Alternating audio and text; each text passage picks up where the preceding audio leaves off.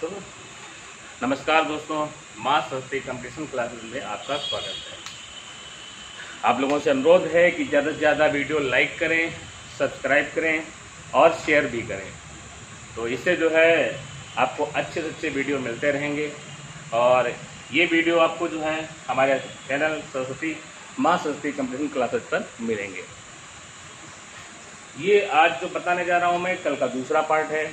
कल जो पढ़ाया था उसके आगे का आज पार्ट में बताने जा रहा हूँ और धीरे धीरे आपको जो है स्टेप बाय स्टेप सारे पार्ट सीरियल बाय सीरियल जो है मिलते रहेंगे। ज़्यादा से ज़्यादा आप लाइक करें और सब्सक्राइब ये जरूर करते हैं।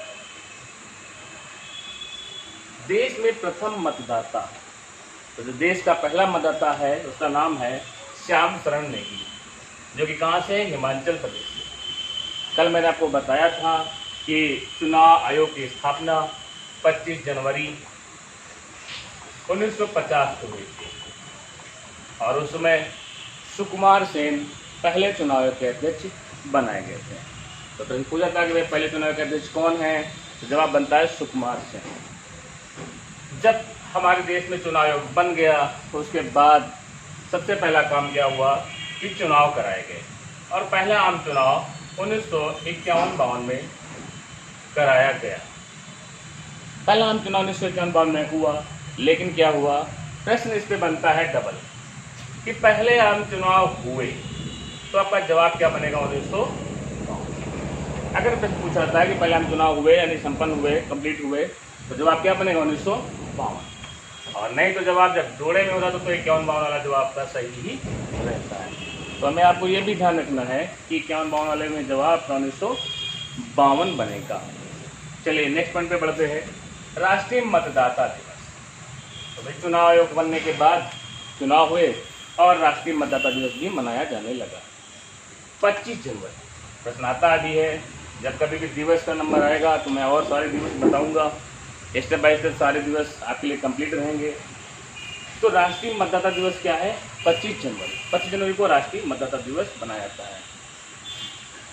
अगला आगे बात करें तो राष्ट्रीय मान्यता प्राप्त जो दल है उनकी संख्या कितनी है, ये भी प्रश्न आता है। पहले 7 थे और इस समय 8 हैं। तो अब कुल मिलाकर के जो भी दर्जा जिन्हें मिला है, राष्ट्रीय दल का दर्जा मिला है, वो 8 राज्य 8 पार्टियां हैं। 8 पार्टियां हैं।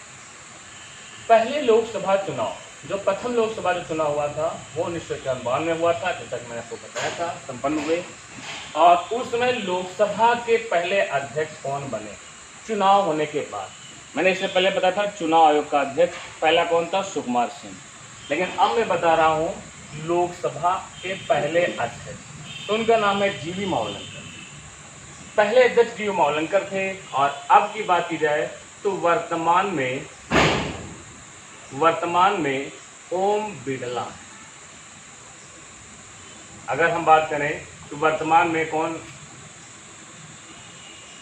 चुनाव का अध्यक्ष है, लोकसभा का अध्यक्ष है, तो उनका नाम है ओम बिड़ला।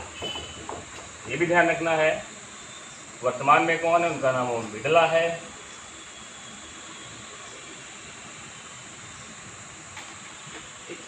अब आगे बात करते हैं कि जो भी अध्यक्ष बन गया वो किसके द्वारा बनेगा, तो उसको लोकसभा के जो सदस्य हैं वही मिलकर के इसकी जो है इसके बारे में चुनेंगे कि हाँ भाई ये कैंडिडेट अध्यक्ष बनने के लायक है, और उसके लिए जो है फिर वो अध्यक्ष बना दिया जाता है।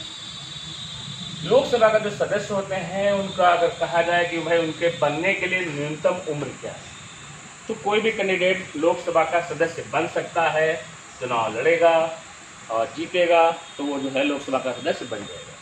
लेकिन उसके लिए उम्र एक रखी गई, जिसकी उम्र का जो है वो 25 साल रखी गई। अगर किसी भी व्यक्ति की उम्र 24 साल कुछ महीने है तो वो लोकसभा सदस्य बनने के लिए जो है अहर्ह नहीं है। लेकिन अगर उसकी उम्र 25 साल हो गई है तो वो चुनाव लड़ सकता है। अब आगे बात करते हैं लोकसभा का सदस्य का कार्यकाल।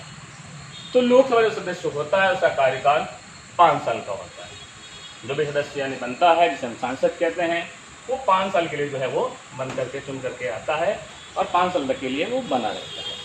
हाँ, किन्हीं कारणों से अगर निकाल दिया जाता है तो वो बात अलग है, लेकिन जो है 5 साल तक उसका कार्यकाल है।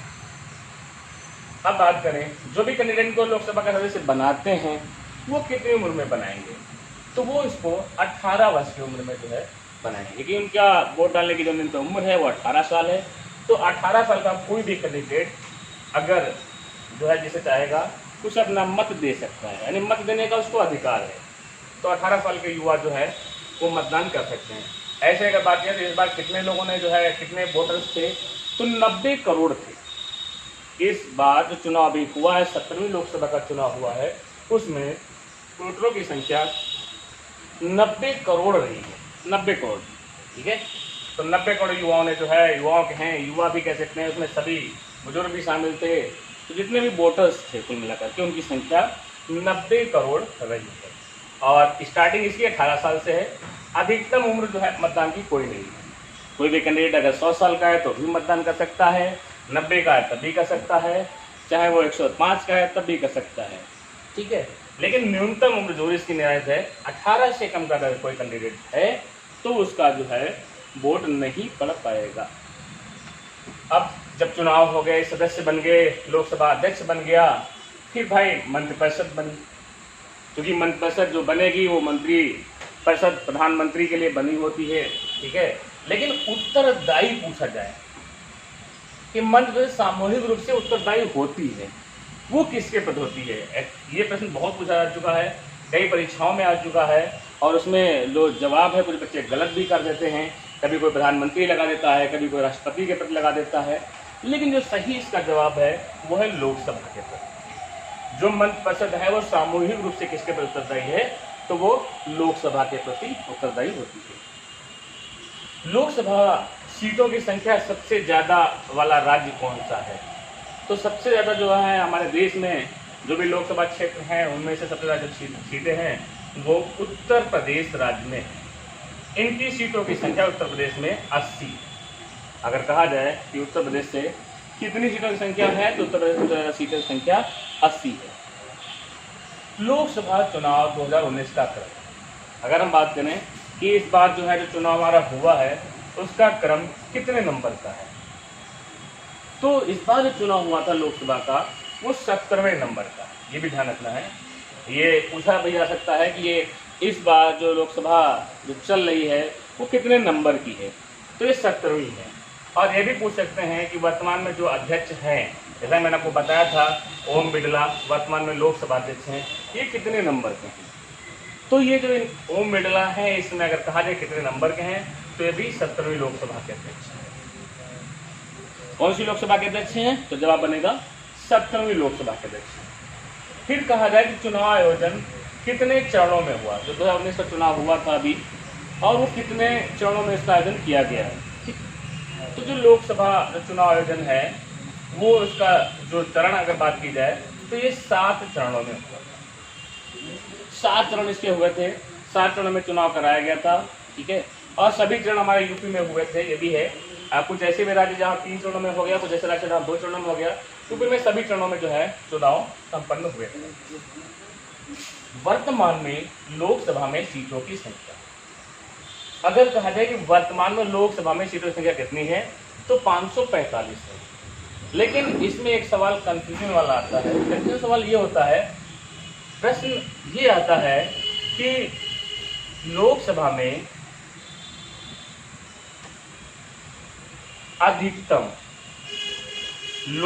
में अधिकतम सीटों की संख्या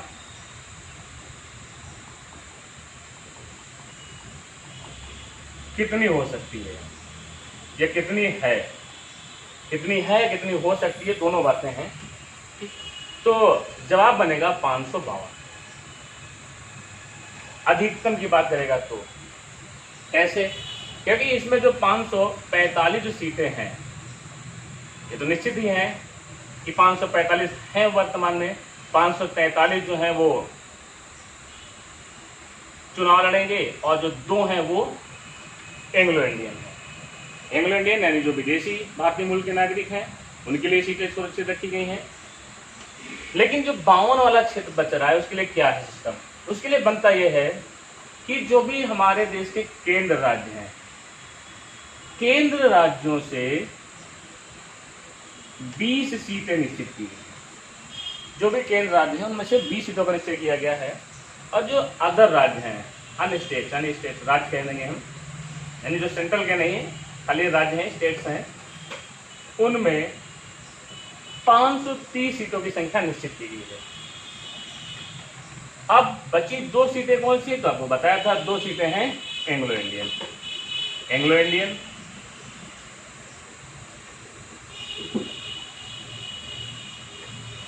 तो कुल मिलाकर हो गए 552। तो केंद्र राज्यों में इस समय सीटों की संख्या अभी भी कम है, क्योंकि वहां अभी वर्तमान में 13 ही सीटें हैं, 7 सीटें वही खाली रह जाती हैं। तो अधिकतम सीटों की संख्या कितनी हो सकती है? अधिकतम 552 हो सकती है, ठीक है। या अगर कहें वर्तमान में कितनी है, तो वर्तमान में कुल सीटों की संख्या 545 है। लेकिन अगर इसी पे सवाल एक और बन जाए कि वर्तमान लोकसभा में वर्तमान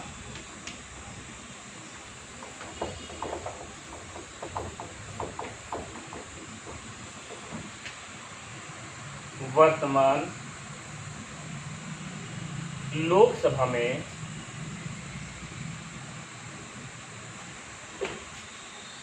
निर्वाचित सदस्यों की संख्या कितनी है? निर्वाचित सदस्यों की संख्या, तो वर्तमान की अगर बात करें निर्वाचित सदस्य कितने हैं, तो 543 है। लेकिन जो 2 हैं वो कौन से हैं? वो एंग्लो इंडियन है। ये भी ध्यान रखना है कि 2 एंग्लो इंडियन है, इसलिए जो संख्या निर्वाचित की बात करेगा तो जवाब 543 होगा। और जब ये ऑप्शन में आपको 543, 545, 550 और 552 इस तरीके से ऑप्शन मिलेंगे, तो अगर सवाल आपने सही से नहीं पढ़ा तो ज़्यादातर कैंडिडेट 545 वाला जवाब लगा देते हैं। तो सवाल अगर पूछा जाए कि क्या सवाल है, सवाल देखना भी जरूरी है, समझना भी जरूरी है, तो उसके बाद ही अपना आंसर दें। जैसे मैं इनमें से पूछता हूँ कि बताओ कि वर्तमान में लोकसभा की सीटों की संख्या कितनी है, तब आपका जवाब बनेगा 545। जैसे मैंने दूसरा सवाल चेंज किया कि वर्तमान में लोकसभा में निर्वाचित सदस्यों की संख्या कितनी है, तो जवाब बनेगा 545। अगर कहा जाए कि लोकसभा में अधिकतम सदस्य कितने हो सकते हैं, तो 552। इस तरीके से जो सीटों का बंटवारा होता है। इसमें एक और सवाल आता है कि लोकसभा में निर्वाचित अधिकतम सदस्य कितने हो सकते हैं। लोकसभा में निर्वाचित अधिकतम सदस्य कितने हो सकते हैं? अधिकतम सदस्य हो सकते हैं, तो जवाब का बनेगा 550। लेकिन जो 2 छूटेंगे वो एंग्लो इंडियन वाले छूट जाएंगे, क्योंकि वो निर्वाचित ही नहीं है, इसलिए ध्यान रखना है। इस प्रकार से मैंने चारों विकल्प लिख दिए और चारों तरीके से मैंने आपको सवाल भी बता दिया, यानी जवाब भी आपके जो है वो इनमें से चारों ही बनने हैं, अलग अलग सवालों की। थोड़ा सा खाली पूछने का तरीका बदला हुआ है। आते हैं अब आगे अपने बातों पर। तो लोकसभा में सीटों की संख्या वर्तमान में 545 हो गई, लेकिन कहा जाए कि 2019 में कितनी सीटों पर चुनाव हुए थे, तो उनकी संख्या 542 सीटों पर जो है चुनाव हुए थे। अगर कहा जाए कि पूर्ण बहुमत के लिए सीटों की संख्या कितनी है, तो जवाब है 272। आपको पता है कि इस बार जो है पूर्ण बहुमत में बीजेपी की पार्टी आई है। मतदाताओं की संख्या, जैसा मैंने आपको शुरुआत में बताया था कि मतदाता जो थे वो 90 करोड़, और आपको ये भी बताया था कि जो है जिनकी उम्र 18 साल से स्टार्ट होती है वो सभी कैंडिडेट मतदाता की श्रेणी में आ जाते हैं। अधिकतम उम्र की कोई निश्चित नहीं है, लेकिन न्यूनतम उम्र की 18 साल तो होनी ही चाहिए। इस बार जो मतदान हुआ है वो कितने परसेंट हुआ? तो इस बार जो मतदान हुआ पहले की अपेक्षा अधिक हुआ है, और उसका जो परसेंट रहा है वो 67.11% जो है मतदान का रहा है। हमारे देश का जो मतदान है टोटल है वो 67.11% रहा है। तो इस प्रकार से मैंने आपको जो कुछ चीज़ें बताई हैं, और बाकी का जो नया टॉपिक होगा वो कल आप नए टॉपिक पर चर्चा करेंगे। आज के लिए इतना ही, धन्यवाद।